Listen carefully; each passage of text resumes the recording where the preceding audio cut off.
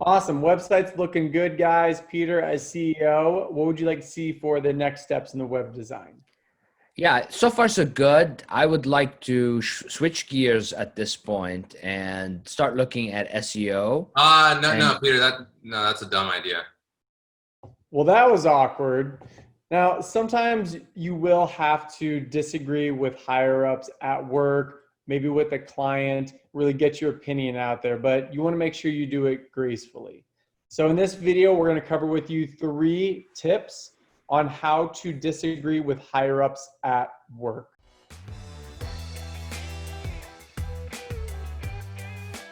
And the first tip is going to be mindset. And with mindset, you really want to make sure that you are comfortable getting your value out there, that you have something to say. A lot of the times people will not disagree because they feel like what they have to say is not important.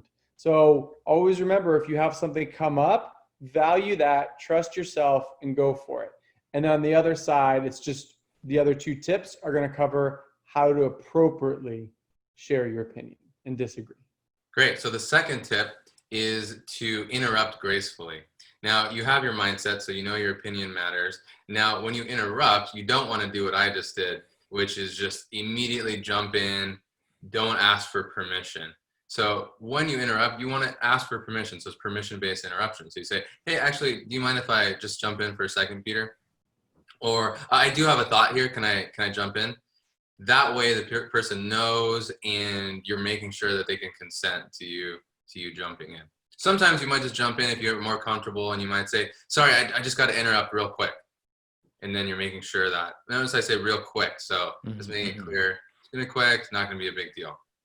So you want to interrupt gracefully. The other thing you want to be aware of, so that's the verbal, is the nonverbal piece. So when Peter's giving his opinion, I'm like sitting there shaking my head, or like, looking out to the side, like looking bored. You got to be conscious of the things that you're doing non-verbally too. So you could say all the right words, but if I'm like, hey, do you mind if I interrupt, Peter?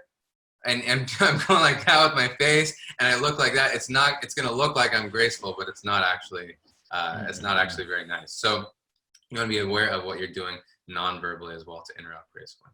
so now that you have the mindset, which is you have value to add and you're interrupting gracefully, now it's time to share your opinion, and you want to share your opinion with a softener, which means you don't come across as that's the way it is, or my way or the highway. You come in and you say something like, I don't have all the facts. However, from my perspective, it seems this way. Or I might not have the language or the numbers. However, my intuition tells me it's this. When you do that, it means you're not too attached, you're not too dogmatic with your opinions, and it gives a door to your boss or to the higher up to go through. We had a client of ours we were working with for a while, and she had a difficult time disagreeing with her boss at client meetings. So she came to some of our training and she got a lot of coaching on really how to do that. And what happened is a meeting came up, she interjected, shared her opinion, and the client asked her to stay on afterwards because they valued what she had just said. Those are the 3 tips. So 1, mindset. 2, which is non-judgmentally interject. And 3, to soften your opinion. And those all together will help you disagree with higher ups at work. Now, here's how that first interaction should have gone. Great. The website is looking fantastic so far. Peter, as CEO, what would you like to see as the next updates for the website? Yeah, it's looking great. I think it's time for us to shift gears at this point and maybe focus on SEO optimization. Peter, actually, do you mind if I interrupt for a second?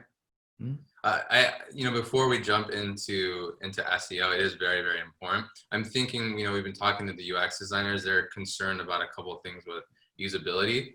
I'm wondering if maybe we should focus on that first and then talk about SEO. What do you think? Yeah, that sounds really good. Ultimately, user experience will help us with SEO.